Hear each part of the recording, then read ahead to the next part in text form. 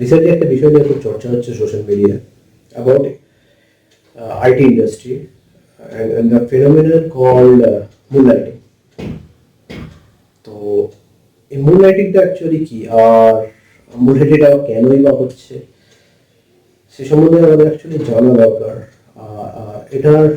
এটার ব্যাপারে আমি ভিডিও এই কারণে বলেছি because I belong to that IT industry and I know lots of fact. তো এই মুনলাইটিংটা অ্যাকচুয়ালি কি,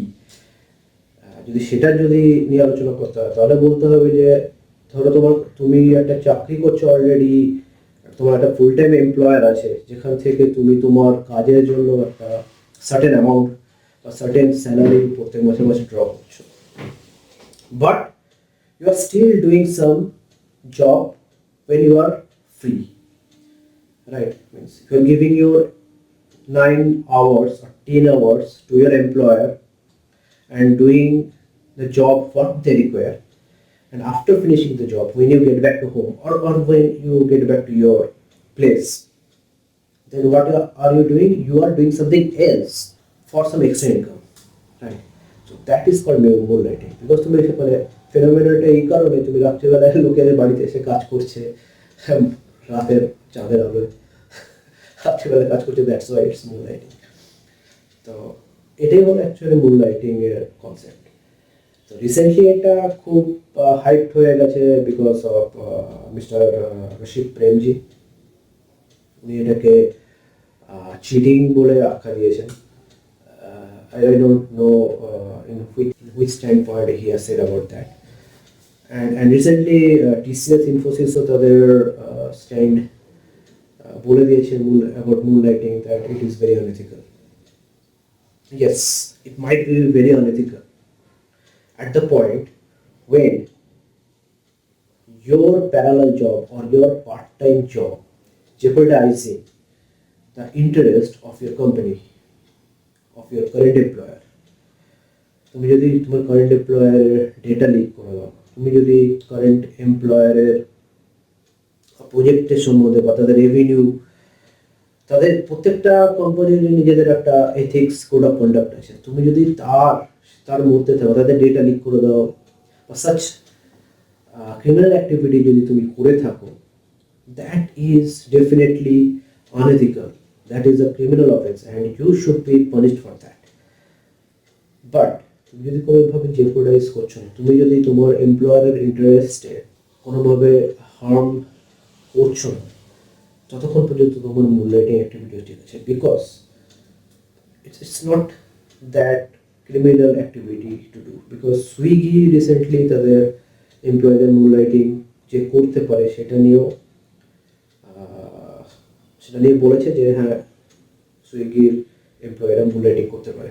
এখন মুনলাইটিং করার প্রয়োজনীয়তাটাই বা কি, মানে যদি একটা এমপ্লয়ি 9 ঘন্টা কাজ করছে, 9 ঘন্টা কাজ করার পর সে বাড়ি ফিরে আসার পরে সে এক্সট্রা ইনকাম কেন করবে? আমার কাছে এত এনাফ যদি আমার কাছে টাকা পয়সা থাকে, এত এনাফ যদি আমার কাছে মানি থেকে থাকে যে আমাকে আর এক্সট্রা ইনকাম করার দরকার পড়বে না। কে চায় যে অফিস থেকে ফিরে এসে আমি আবার কাজ করতে বসি, যে কাজটা আমি এতক্ষণ ধরে করছিলাম সিমিলার কাজ আমি আবার করতে বসি? এই সময় হতে পারে যে আমি আমার বন্ধুর সাথে হ্যাং আউট করতে যেতে পারি, হতে পারে আমি আমার ফ্যামিলির সাথে ভালো টাইম কাটাতে যেতে পারি, আমি আমার বাচ্চাকে টাইম দিতে পারি, আমি আমার প্যাশনের উপর কাজ করতে পারি, আমি আমার হবিকে নিয়ে কালচার করতে পারি, রাইট? কে সিমিলার অ্যাক্টিভিটিস আবার সেই ডেলিভারি সিস্টেম এভরিথিং কেউ করতে চায় না, বাট তারা স্টিল করছে। কোনো তো নিশ্চয়ই কারণ আছে। সে কারণটা কী হতে পারে? সে কারণটা হলো this employers are not providing enough salary so that they can secure their future or they can get those things what they desire or what they want. সবারই চাহিদা আলাদা আলাদা থাকে। তাদের কারোর হয়তো চাহিদা রয়েছে যে আমি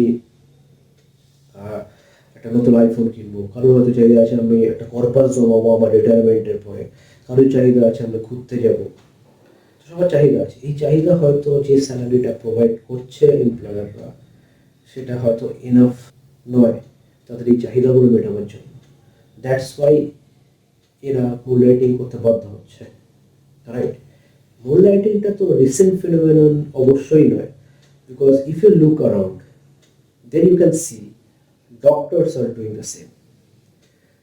They are associated with government hospitals, they are associated with super specialty hospitals, yet they are having their own chambers. They are serving patient into their own chambers. They are associated with some other polyclinics, right? They are serving their patients in those polyclinic as well, right? তাহলে তারা তো যদি phenomenon যদি হয়, moonlighting if it is a phenomenon, then doctor should be barred from the same activities as well, isn't it? Next, এখন হয়তো হচ্ছে না, আগে ব্যাক ইন 2000 স্কুল টিচাররা তো প্রাইভেট টিউশনও করতো, রাইট? তারা তো সরকারি স্কুলের টিচার সরকার থেকে হ্যান্ডসামলি একটা স্যালারি পাচ্ছে প্রত্যেক মাসে। After that, they are doing random tuitions, right? To earn enough extra money to fulfill their desire or whatever they want, right? The moonlighting is not a recent phenomenon. It was there before and it is still there, right? তো এটা কোনোভাবেই বলা যায় না যে moonlighting is unethical. Yes, it is unethical as long as you are jeopardizing the interest of your employer. তো আমি আশা করি আমি বোঝাতে পেরেছি হোয়াট ইজ মুনলাইটিং, অ্যান্ড আশা করি আমি আমার থট প্রসেসটা তোমাদের কাছে কনভে করতে পেরেছি। তোমাদের যদি মুনলাইটিং সম্বন্ধে কোনো কিছু বলার থাকে, please write in the comment box, and if you like this video, please hit the like button and subscribe my channel.